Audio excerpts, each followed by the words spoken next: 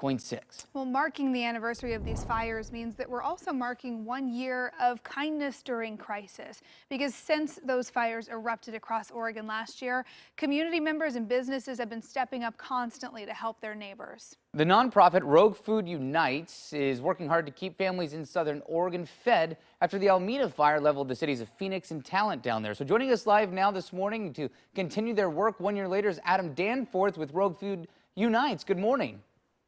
Good morning. Thanks for having me on. Oh, thanks for being on with us. So remind us how Rogue Food Unites really first got started and the main goal with the organization.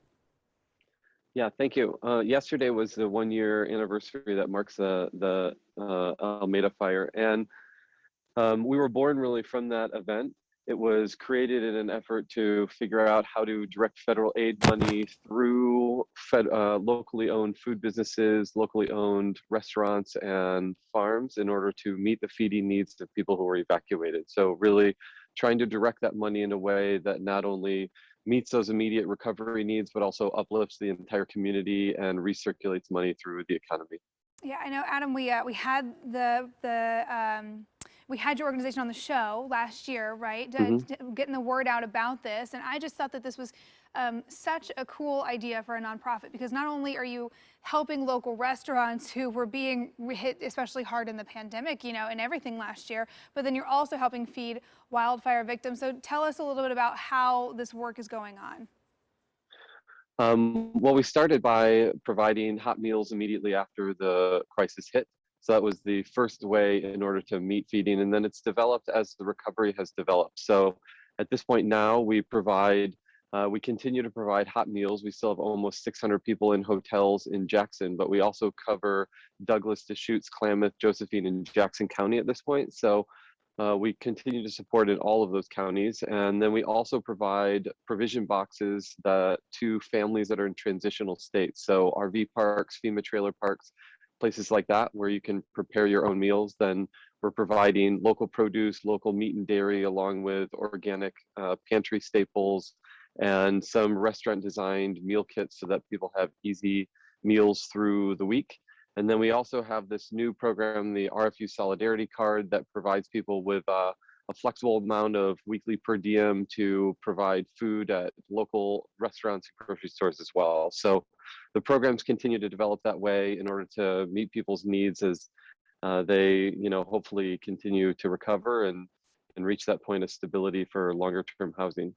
That's great. One thing that Emily and I talked about earlier this week as we look back, with the fact that it has been 1 year since that windstorm swept through and really expanded all these wildfires throughout the state, is that the recovery process is far from over. There's still a strong need in terms of housing, in terms of food, and even though it's been a year, there's still a long way to go. So how much of a need are you still seeing for people who are displaced and need this kind of help with your organization? That's a great question. There's an incredible need. And of course, you have the intersection of multiple other crises that are going on. The pandemic is still going on. Local restaurants are still impacted by that as well.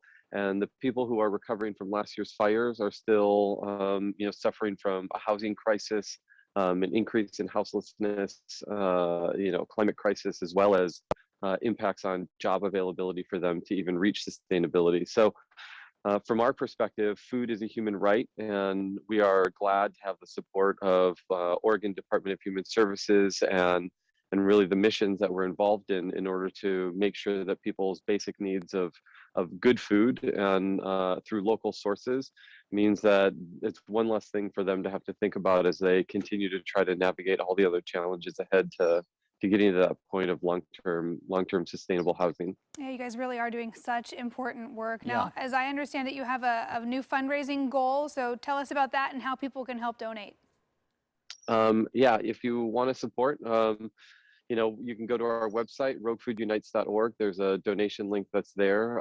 Certainly, we're always pushing ahead. The support of local donors has always been one of the mainstays of our programs.